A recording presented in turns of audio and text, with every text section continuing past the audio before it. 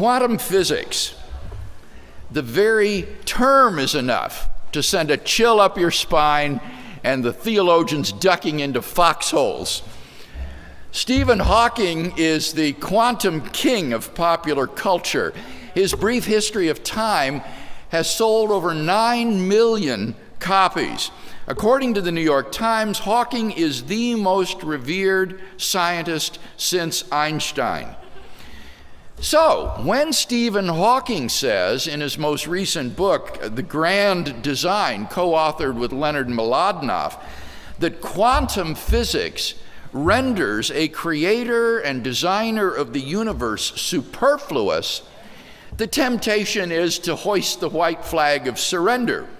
When Hawking goes even further and says on the recent television program Curiosity that modern cosmology furnishes a proof of atheism, then the average believer may feel deeply shaken in his faith. But do these bold assertions bear scrutiny?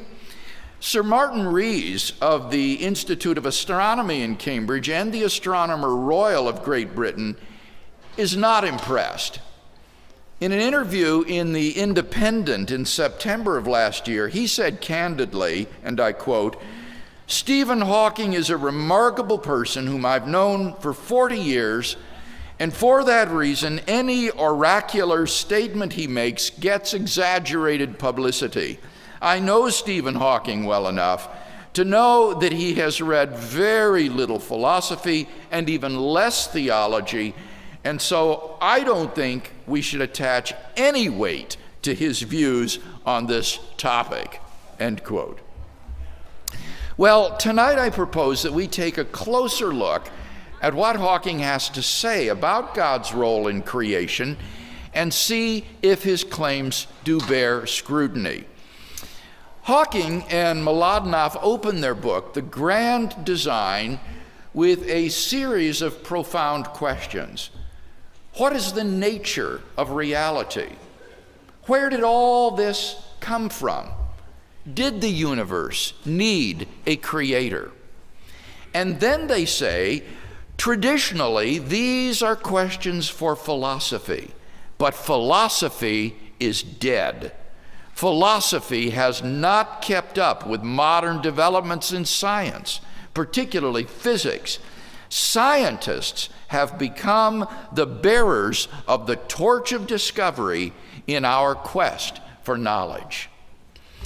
Now, as a professional philosopher, I could only roll my eyes at the audacity of such a statement. Two scientists who have to all appearances little acquaintance with philosophy are prepared to pronounce an entire discipline dead and to so insult their faculty colleagues in philosophy at Caltech and Cambridge University, including many prominent philosophers of science like Michael Redhead and D.H. Mellor, for supposedly failing to keep up. Their pronouncement is not only amazingly condescending, but also outrageously naive. The man who claims to have no need of philosophy is the man most apt to be deceived by it. And you might therefore anticipate that Hawking and Mlodinow's subsequent exposition of their favored theories will be underpinned by a host of unexamined philosophical presuppositions. And that expectation is in fact borne out. Their claims about the laws of nature, the possibility of miracles, scientific determinism, and the illusion of free will are all asserted with only the thinnest of justification. Now, I don't have time to talk about these issues this evening, but if you're interested, I've examined them in more detail at my website, reasonablefaith.org. Just look at the question of the week, number 181, for a discussion of these issues. Clearly, Mlodinow and Hawking are up to their necks in philosophical questions. What you might not expect, however, is that after pronouncing the death of philosophy, Hawking and Mlodinow should themselves plunge into a philosophical discussion of scientific realism versus anti-realism. I thought philosophy was supposed to be dead. And yet the first third of their book is not about current scientific theories at all, but is a disquisition on the history and philosophy of science. And I found this section of the book to be the most interesting and mind-boggling part of the entire volume. Let me explain. Having set aside a Monday afternoon to read Hawking and Mlodinow's book, I spent that morning working through a scholarly philosophical article from Blackwell's Contemporary Debates in Metaphysics on a physical, or rather philosophical, viewpoint which is known as ontological pluralism. Ontological pluralism. Now, what is that?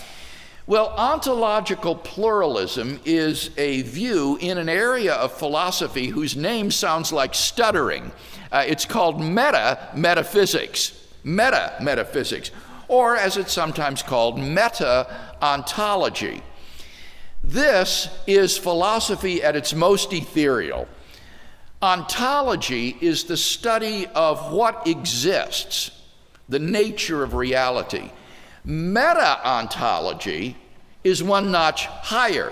It inquires whether ontological disputes are meaningful and how best to resolve them. And ontological pluralism is a view that holds that there really is no right answer to many ontological questions, such as, for example, do composite objects exist? According to the ontological pluralist, there are just different ways of describing reality, and none of these is more correct or more accurate than another. So, for example, there literally is no fact of the matter in answer to the question, is there such a thing as the moon? The ontological pluralist would say that the question has no objective answer. It's not true that the moon exists, and it's not true that the moon does not exist. There just is no fact of the matter about whether there is such a thing as the moon. Well, ontological pluralism is obviously a very radical view, which is held by a handful of philosophers. Imagine my astonishment, therefore, to find Hawking and Mlodinow espousing ontological pluralism, without, of course, being aware of the name, as their answer to the question, what is the nature of reality? Now, they call their view model-dependent realism, but it's really ontological pluralism. They explain that models are just different ways of interpreting our sense perceptions, and on their view, there is no objective reality out there to which our models of the world more or less accurately correspond. And so Mlodinow and Hawking are thus, in fact, extreme anti-realists. They deny that there is any objective way the world is. So, for example, contrasting young Earth creationism and the Big Bang Theory, Hawking and Mlodinow claim that while the Big Bang Theory is, quote, more useful, nevertheless, neither model can be said to be more real than the other, end quote. Now think of it. This great champion of modern cosmology thinks that the Big Bang model of the universe is no more real than the creation of the world 6,000 years ago. So you can't help but wonder what sort of an argument would justify adopting so radical a view.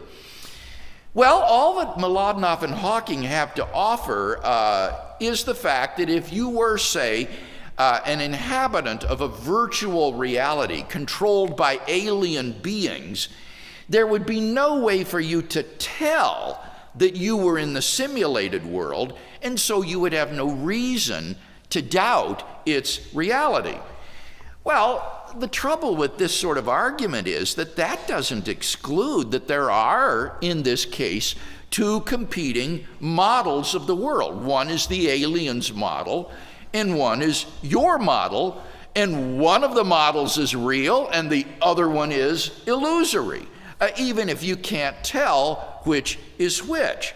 So it doesn't really support ontological pluralism at all. There is a reality which is real and another which is purely illusory in an objective way. Moreover, the fact that our observations are model dependent doesn't imply that we can't have knowledge of the way the world is, or much less that there is no way that the world is. For example, a layman entering a scientific laboratory might see that there is a piece of machinery on the lab table, but he wouldn't see that there is an interferometer on the lab table because he lacks the theoretical knowledge to recognize the machine as an interferometer.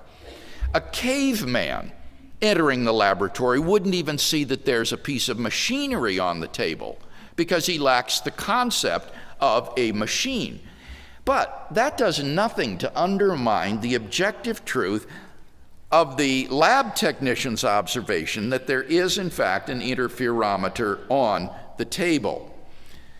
Hawking and Mlodinow, not content with ontological pluralism, really go off the deep end when they assert there is no model-independent test of reality. It follows that a well-constructed model creates a reality of its own. There is no model-independent test of reality. It follows that a well-constructed model creates a reality of its own. Now, this is an assertion of ontological relativism, which is the view that reality itself is different for persons having different models. So, for example, if you're Fred Hoyle, the universe really has existed eternally in a steady state.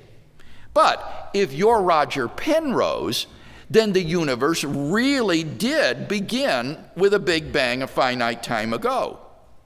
If you're the ancient physician Galen, blood really does not circulate through the human body. But if you're William Harvey, who discovered blood circulation, then it really does. Now, such a view seems crazy and is made only more so by Hawking and Mlodinow's claim that the model itself creates its respective reality. And it hardly needs to be said that no such conclusion follows from there being no model-independent test of the way that the world is. Now, all of this is, however, besides my main point. The main point I'm trying to make is that despite their claim to speak as scientific torchbearers of knowledge, what Hawking and Mlodinow are engaged in is philosophy. The most important conclusions drawn in their book are philosophical conclusions, not scientific conclusions. So, why then do they pronounce philosophy dead and claim as scientists to be bearing the torch of discovery? Simply because that enables them to cloak their amateurish philosophizing with the mantle of scientific authority, and so avoid the hard work of actually arguing for, rather than merely asserting, their philosophical viewpoints. And for that reason, I am frankly not terribly impressed when scientists begin to pronounce on questions of philosophy and theology. For when they do so, they are speaking outside their area of specialization, and their opinions have no more value than the opinions of untutored laymen. In fact, they are untutored laymen when it comes to those questions, for scientists typically lack any training in philosophy or theology. Now, with that in mind, let's look more closely at Hawking and Mlodinoff's answer to the profound questions that they initially posed. Where did the universe come from? Did the universe need a creator? Their answer to these questions involves an appeal to the so-called no-boundary model of the origin of the universe, which was popularized by Hawking in his book, A Brief History of Time. And our two authors of The Grand Design simply expound the model without adducing any evidence for it or mentioning any of the alternative models to it, nor do they choose to respond to any of the criticisms of the model. For example, that the so-called imaginary time featured in the model is physically unintelligible and therefore merely a mathematical trick that is useful for avoiding the cosmological singularity which appears in classical theories at the beginning of the universe. Still, their exposition in The Grand Design is not without interest with regard to the beginning of the universe.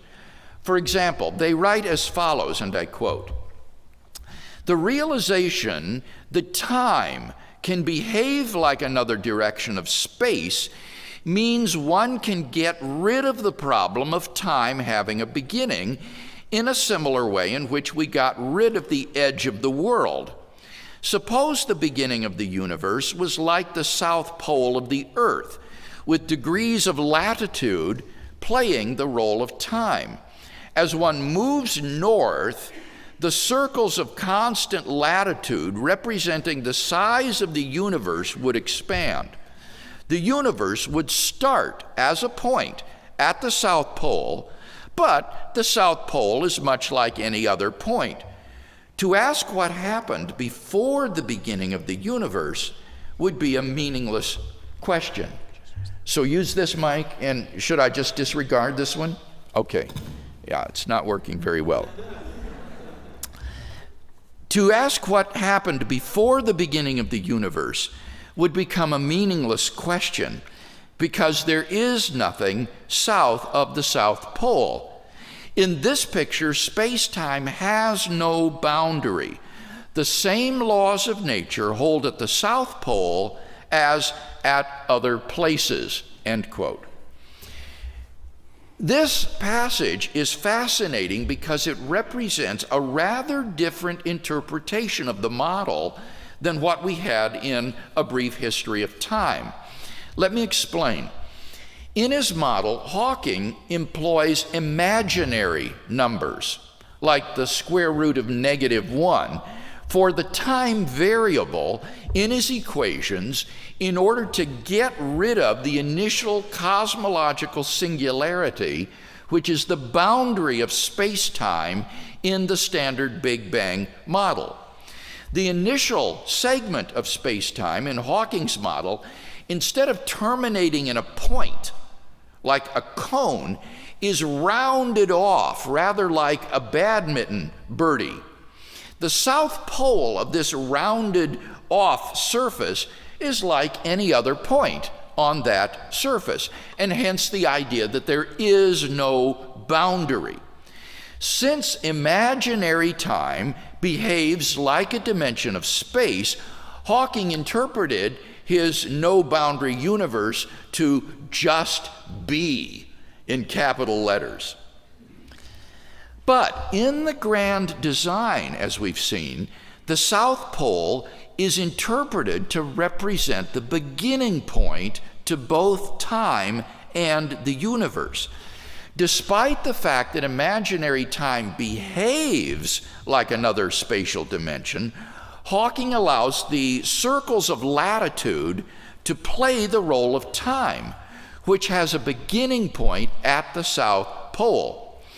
When Hawking speaks of the problem of time having a beginning, what he means is, and I quote, the age-old objection to the universe having a beginning, an objection which his model removes. So, what is that age-old objection? Well, that objection, he says, is the question, what happened before the beginning of the universe. And Hawking is quite right that this question is meaningless on his model. Since time begins at the South Pole, it's meaningless to say what was there before that point. But what he fails to mention is that this question is equally meaningless on the standard Big Bang model, since there just is nothing prior to the initial cosmological singularity. On either model, the universe has an absolute temporal beginning. So the real question is not what was there before the beginning. The real question is, why did the universe begin to exist? Why is there something rather than nothing? Hawking and Mlodinow advocate what they call a top-down approach to this question. And the idea here is to begin with our presently observed universe, characterized by the standard model of particle physics, and then calculate, given the no-boundary condition, the probability of various histories allowed by quantum physics to reach our present state. The most probable history represents the history of our observable universe. Hawking and Mlodinow claim, quote, "In this view, the universe appeared spontaneously from nothing," end quote. And by spontaneously, they appear to mean without a cause. But how does that follow from the model? The top-down approach calculates the probability of our observable universe given the no-boundary condition. It calculates the probability of our universe given the no-boundary condition. The top-down approach doesn't calculate the probability that the no-boundary condition should exist in the first place. It just takes it for granted. Such a condition is, however, not metaphysically or physically necessary. If the universe came into being uncaused from nothing, it could have any conceivable spatiotemporal configuration. For nothingness or non-being has no properties, no constraints. It's governed by no physical laws. Physics only begins at the South Pole in the no-boundary model. There isn't anything in the model that implies that that point came to be without a cause. Indeed, the idea that being could arise without a cause from non-being seems metaphysically absurd. In his recent interview on the television program Curiosity, Hawking goes yet a step further to argue that atheism is true because there is no time at which God could have created the universe, since time began at the Big Bang. This is a terrible argument, however, since it just assumes without justification that causes must precede their effects in time. But philosophers frequently discuss cases in which cause and effect are simultaneously. That is to say, the cause and the effect occur at the same time. So, why couldn't God's creating the universe be simultaneous with the universe's coming into being? In fact, what could be more obvious? Of course, the universe comes into being at the time that God creates the universe.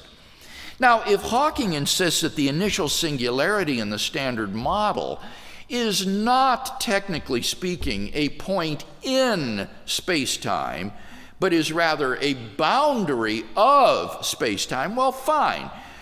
We can still say in that case that God's creating the universe was coincident with the universe's coming into being. That is to say, they occur together at the boundary of space-time. Besides, his model is supposed to have eliminated the boundary point of space-time in favor of an ordinary point like the South Pole at which the universe began. So what's the problem with saying that God created the universe at that point of the South Pole? Hawking's attempt to invalidate theism is, I'm afraid, singularly unimpressive.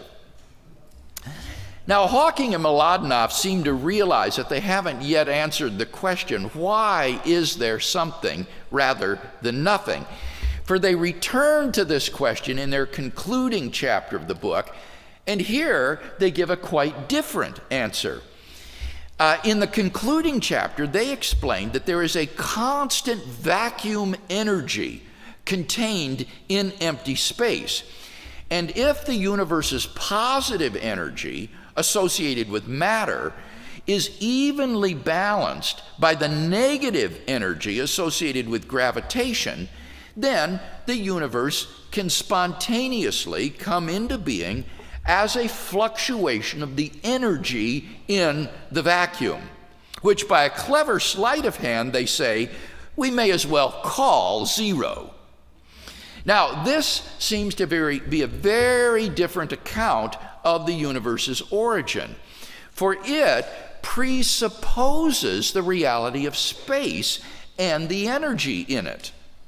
So it's puzzling when Hawking and Mlodinow conclude, and I quote, because there is a law like gravity, the universe can and will create itself from nothing in the manner described in chapter 6, end quote.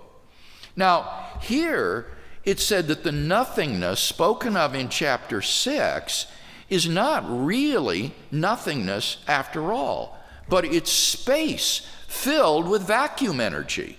But space filled with vacuum energy is hardly nothing, and certainly doesn't exist prior to the South Pole in the model. And all of this just goes to reinforce the conviction that the no-boundary approach only describes the evolution of our universe from its origin at the South Pole to its present state, but it is simply silent as to why the universe came to exist in the first place. Now, what all of this implies is that Hawking hasn't even begun to address the question, why is there something rather than nothing? For nothing in his vocabulary does not have the traditional meaning non-being, but rather it means the quantum vacuum, space filled with vacuum energy. Hawking and Mlodinow's equivocal use of terms is painfully evident in an interview that they did with Larry King on his program, Larry King Live. And here's how this interview went. Hawking, gravity and quantum theory cause universes to be created spontaneously out of nothing. King, who created the nothing? Where did the nothing come from? Mlodinow, according to quantum theory, there is no such thing as nothingness.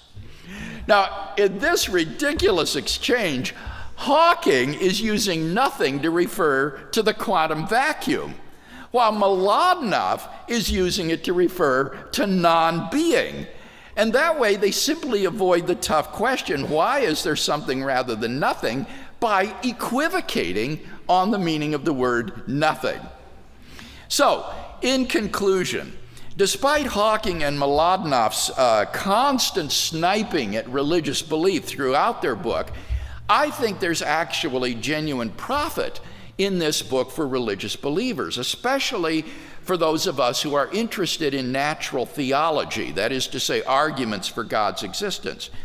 For the authors affirm and argue for the fact of an absolute beginning of time and the universe, which points to a transcendent creator of the universe.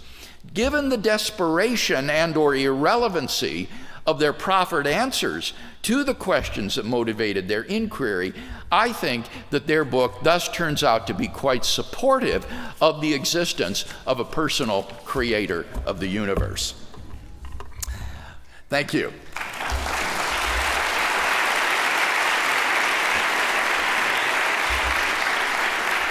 So now we've got time for discussion on anything that I've said. So just raise your hand and I'll call upon you and we'll take your question.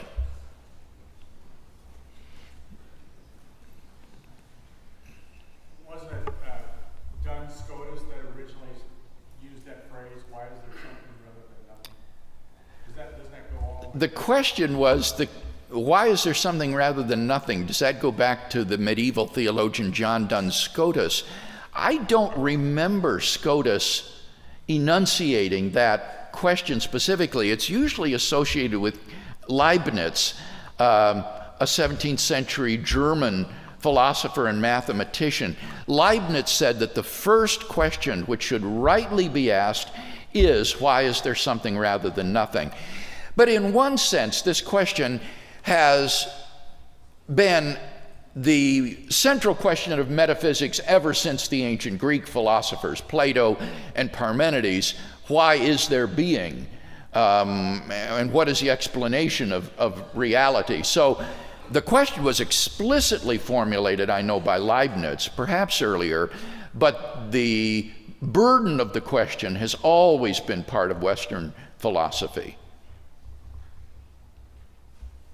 Yes? When you talked about ontological relativism and pluralism, when it comes down to the perception of reality, you touched on the idea that in relativism, the models determine kind of the reality. Yes.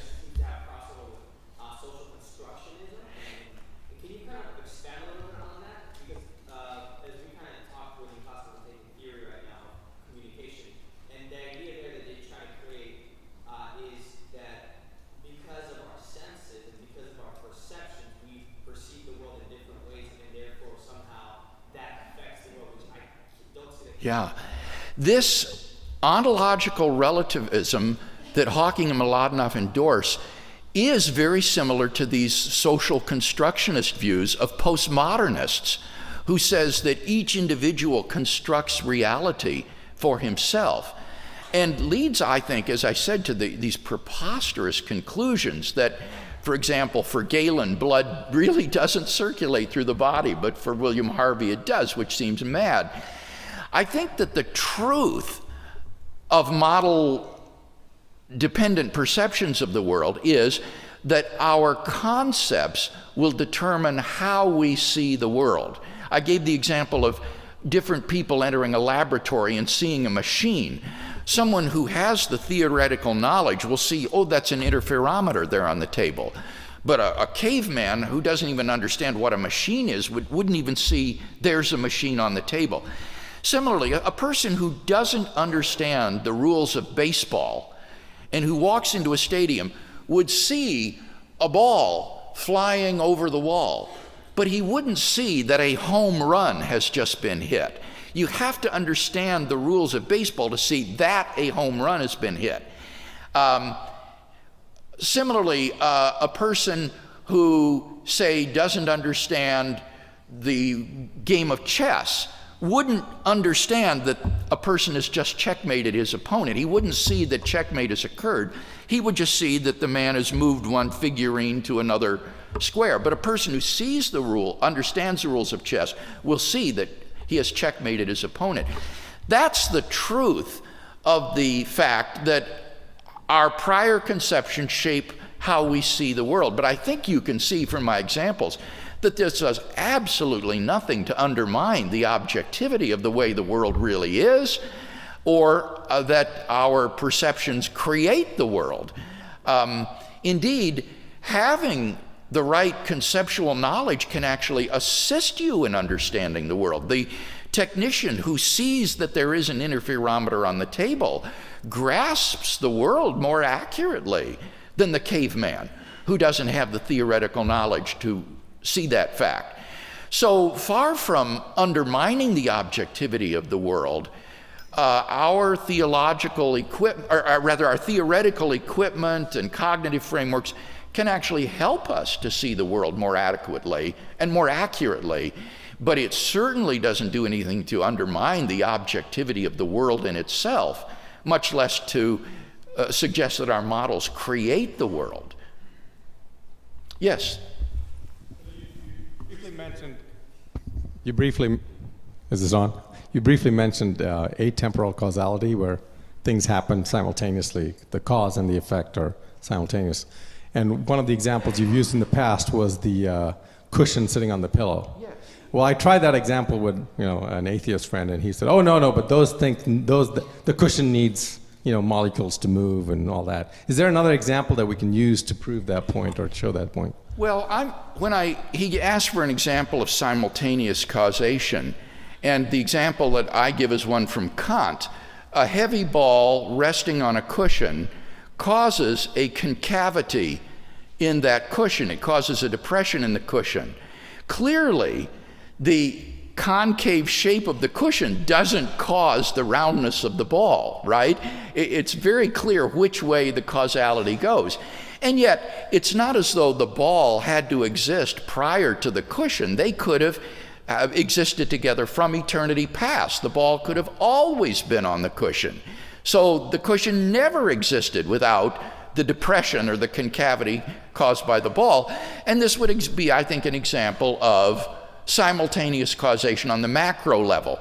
Now, your atheist friend or the denier of simultaneous causation can try to get away from it by saying, well, but when you examine it on the atomic or micro level, then in fact there do need to be an exchange of particles between the ball and the cushion to mediate the causal influence. Well, all right.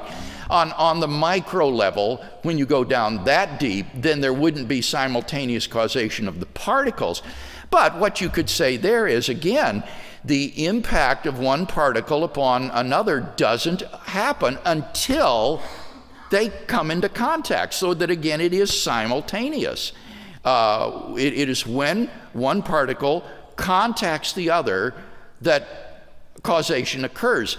But before they come into contact, the particle certainly doesn't cause anything. If there's a temporal gap, that's not causing anything in that other particle. There has to be contact. So I don't think ultimately you escape the force of the example by trying to go down to the microscopic level. It seems to me that that just changes the nature of the problem, but it still makes sense to talk about cause and effect being simultaneous.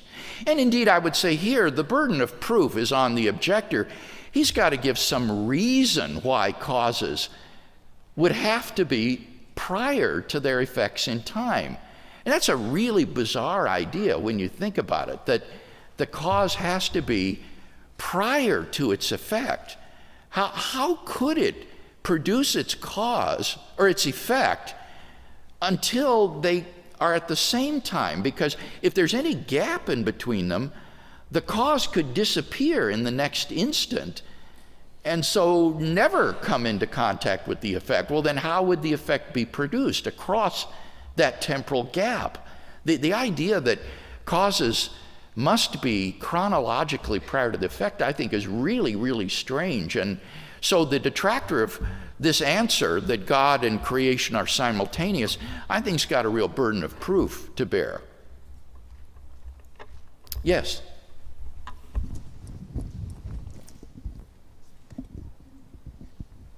I'm taking this out of the realm of philosophy for a minute, if you don't mind. I don't know if you heard, I'm sure a handful of people heard on KQED yesterday, Tom Wright was on with some other theologians, and a caller calls in and he asks about the historical Jesus and says, did Jesus learn from so-and-so and this person? And N.T. Wright, he commented that he thought it was amazing how firm Americans are in their desire to not believe who Jesus was. And I was curious, and he said more so than he saw in England. I'm curious from your personal level, and this is clearly a leading question, but with somebody like Stephen Hawking, and you find him being incredibly popular in pop culture and social circles, you hear a lot about this character. Do you find it similar to what Tom Wright saw in that this is the last thing that Americans want to believe, that the universe came from someone, or do you find it a genuine interest in his contribution to the scientific community and what he's presenting? Are you talking about in Britain? No, I'm just curious. in general, Stephen Hawking, Yeah. is his popularity, do you find it's due to his contributions scientifically or a fear to conclude the opposite? Well, I think that as Sir Martin Rees, whom I quoted, indicated, Stephen Hawking is a unique individual because of his Lou Gehrig's disease and the incredible battle that he's fought against that, and yet the scientific contribution that he's made in mathematical physics. He has become a sort of iconic figure, and unfortunately has used that scientific authority to make pronouncements outside his area of specialization in philosophy and theology. And those pronouncements, I think, are tremendously interesting to people. He's been on Star Trek, he was on the cover of Time magazine, he's on television programs. His editorials appeared in the Wall Street Journal in advance of the release of the Grand Design. His works are runaway bestsellers. So yes, if I'm answering the question I think you're asking, he seems to be a tremendously influential figure in pop culture with respect to these religious questions. And just to kind of push a little further, I was curious if you caught what I was saying about N.T. Wright's comment. Sorry, this is running on, but he was saying that people just do not want to face the conclusions about Jesus, therefore they try to explain away who Jesus was. And I was just curious, do you find that people are latching on to Stephen Hawking? Yes, he's a very interesting character, but do you find a lot of that similar sentiment? I have to say, in certain quarters, like on YouTube and the internet, I am shocked the degree to which theological prejudices will make people deny a religiously neutral statement like the universe began to exist.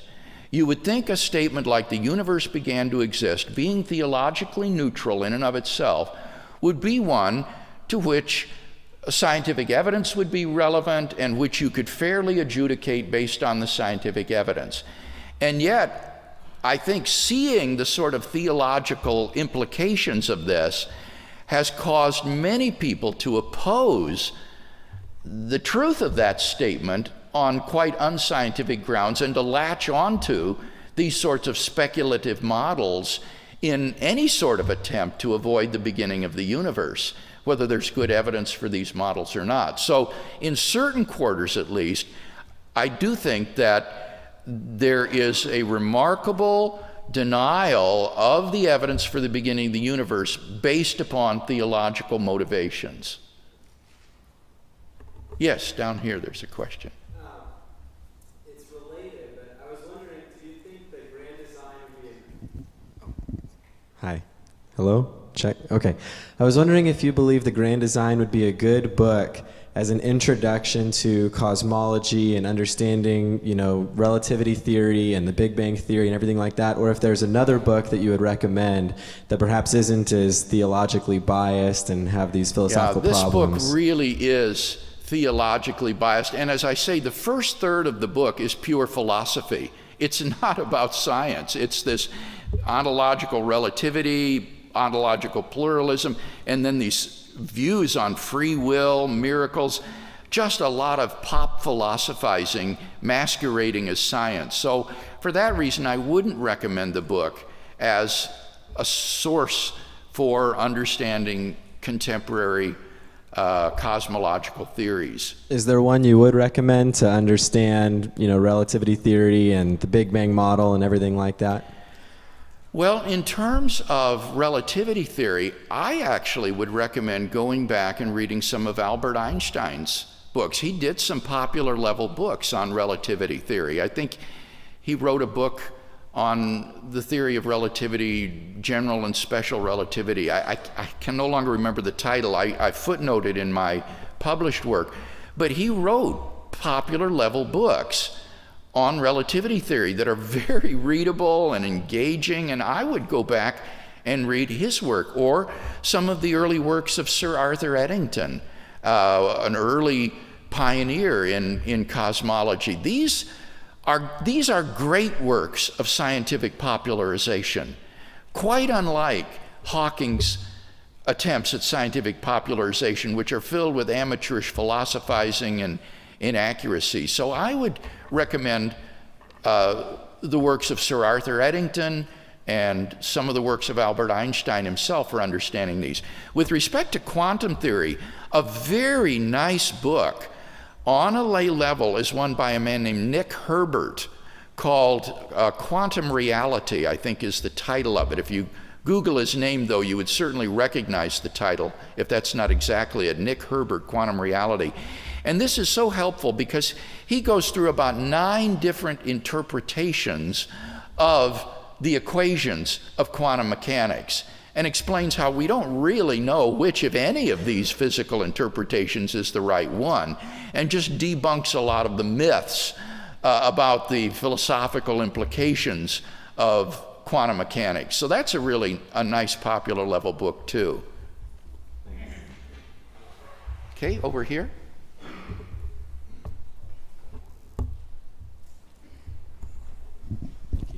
Dr. Craig, what do you think about some of the attempts to render all causation simultaneous? Speak a little more clearly. What do you think about some attempts to render all causation simultaneous? All causation? Yeah, I've heard there are some. I don't have any brief to carry for that. I mean, in one sense, you could say that, for example, a horse is caused by the mating of 2 horses prior to it. And in that sense, the cause existed prior to the effect and led up to it. I think that in different instances, what you identify as the cause is going to be person dependent. It's going to be what you want to focus on. And so in some cases, you might well point to prior entities as being the cause of the entity that you have in question, even if there is an event that takes place in the process where, say, you do have 2 things that are absolutely simultaneous. All I'm saying is that you can't disqualify God as being the cause of the Big Bang because he didn't exist temporally prior to the Big Bang. That isn't a good objection to saying that God is the cause of the Big Bang.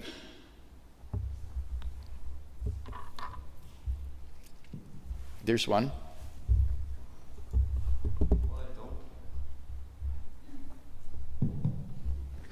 What I don't get is if they believe in ontological relativism, then why do they write this book? Isn't it a model? What? Isn't it a model itself? The book that the idea is trying to put forward is also a model. Well, yes, I mean, it would follow from their book that what they're saying is just their reality and not anything that the rest of us ought to believe in. I mean, that's what I was so astonished when Hawking says that young Earth creationism is on a par with Big Bang cosmology, that one is just more useful than the other, but neither one of them is more real or accurate than the other. I mean, that's just fantastic. That means that for, say, Ken Ham, the universe really came into being 6,000 years ago. But for Stephen Hawking, it's existed for 13.7 billion years, and that there's no objective fact of the matter. But that is their view in the book. That's the view they take. And that's their own example. It's really amazing. I'm going to go ahead and jump in since I have a mic. So if you're done. Over here, sorry. Oh, way in the back. Okay. Sorry. So I'm not sure if this is what Hawkins is arguing in his book, but I'm wondering, why is it more coherent to say that an eternal God created the universe than that some eternal quantum vacuum created the universe? I haven't tried to justify the existence of God in this talk tonight. I've just attempted to adjudicate Hawking's claim to have eliminated the need for a creator, right? So this has been purely defensive. Has he succeeded in showing that you don't need a creator, that it's superfluous? Now, if I were to try to give a positive argument, what I would say is that the evidence indicates that this quantum vacuum state is not eternal in the past. but that it had an absolute beginning. And that is what Hawking and Mladenov argue for and affirm in their book. The universe had and time had an absolute beginning at the South Pole in their model. And since being can't come from non-being, there has to exist some sort of transcendent reality beyond space and time which brought the universe into being, including the quantum state out of which our material universe may have formed by a quantum fluctuation. So there could be some like larger space or larger universe that our smaller universe is a part of? Yes, is could eternal? this is one possibility, could our universe just be a part of a broader multiverse which is eternal in the past? Perhaps we're just a bubble in a sea of expanding bubbles of other universes.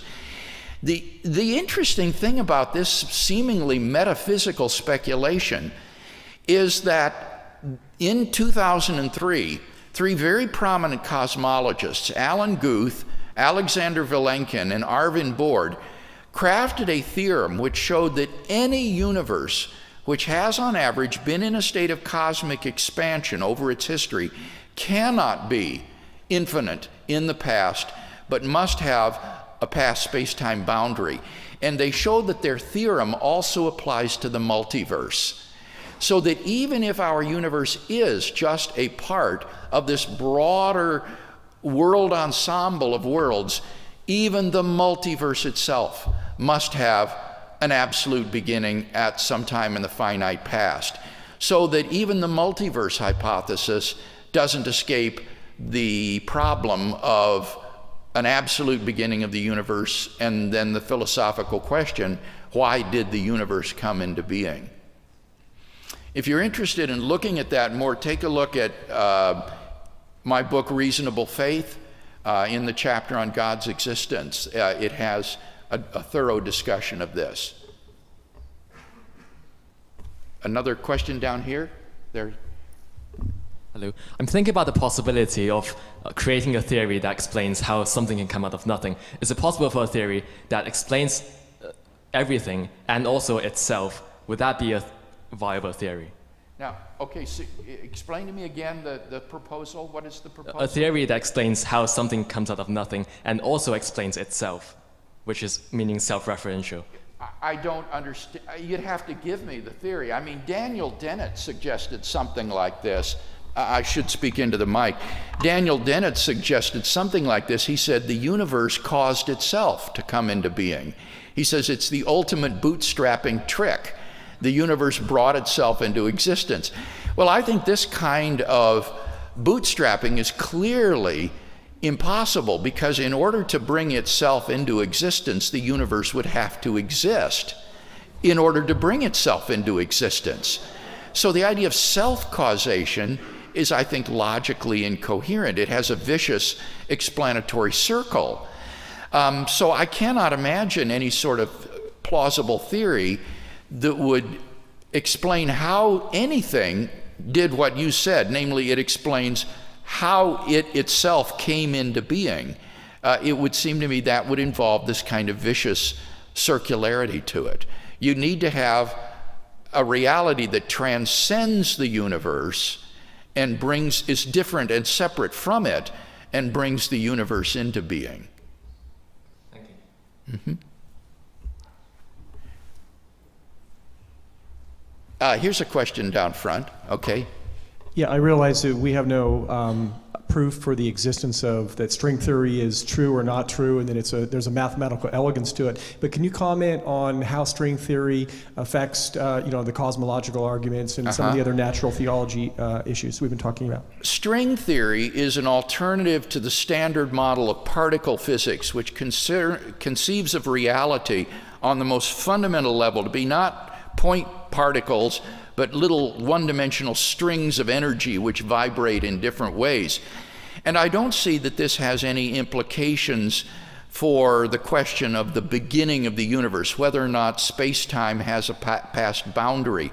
Now, there are some speculative proposals about pre-Big Bang cosmologies based on string theory, but when you look at these more closely, you find that they cannot be extrapolated to the infinite past, that they posit unstable conditions that could not exist for past infinity and would quickly dissolve or become undone, so that they cannot have existed for infinite time in the past. And if you're interested in this, as you seem to have some knowledge of it, look at the article that I co-authored with the physicist James Sinclair in the Blackwell Companion to Natural Theology. And Jim has an excellent, excellent survey of all of the various proposals on tap today for trying to avoid the absolute beginning of the universe and extrapolate back to past infinity. And he talks about string theories, pre-Big Bang cosmologies, as well as inflationary scenarios, semi-classical models, even closed time-like curves, ekpyrotic cyclic models, oscillating theories, loop quantum gravity models. I mean, he really does a nice survey of these. And what he shows is that in every case, none of these are extrapolable to an eternal, infinite past. They may push the beginning back a step, but they all involve conditions that preclude there being an infinite universe in the past. They all are still stuck with the problem of a cosmic beginning.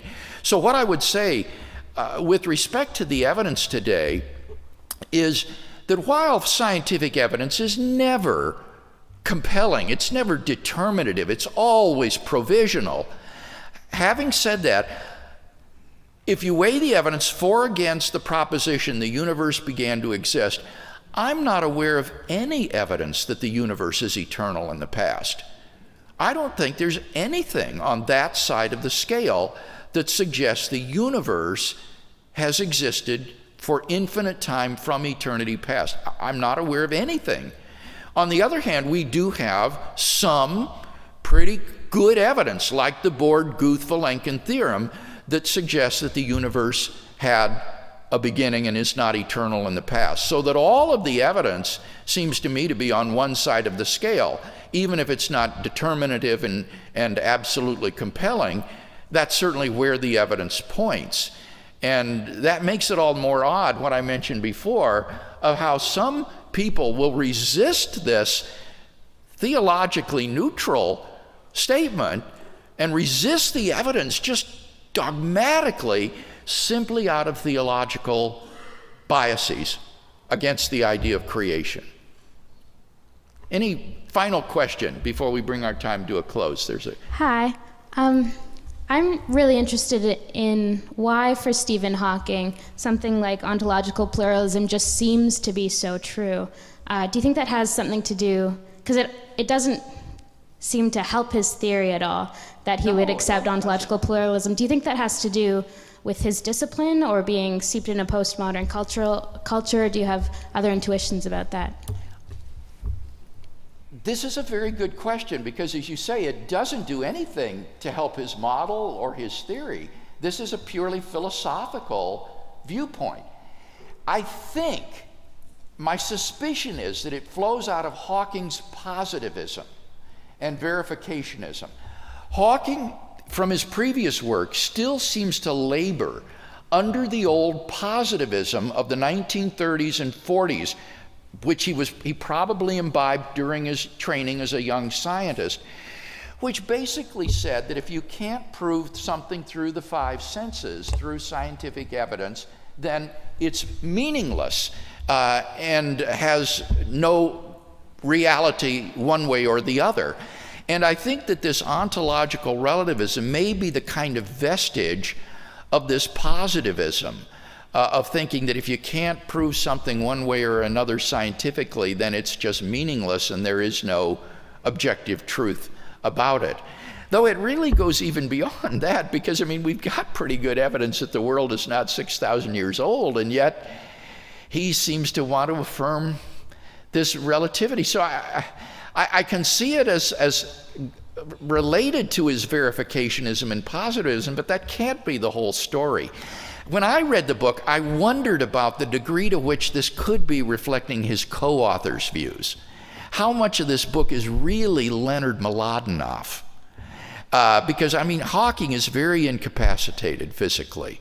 I think it would be hard for him to write a book. Could this be that Leonard Mlodinow has just taken some of Hawking's scientific works and popularized them and put them in the context of Mlodinow's own amateurish philosophizing, so that this is really due to him and not to Hawking? And I don't know the answer to that question. I just raised that as a speculation, given that the book is co-authored and probably owes a lot of the substance to Leonard Mlodinow and not to Stephen Hawking. Well, thank you very much for attending, and I hope you enjoy the rest of the conference. Biola University offers a variety of biblically centered degree programs, ranging from business to ministry to the arts and sciences. Visit biola.edu to find out how Biola could make a difference in your life.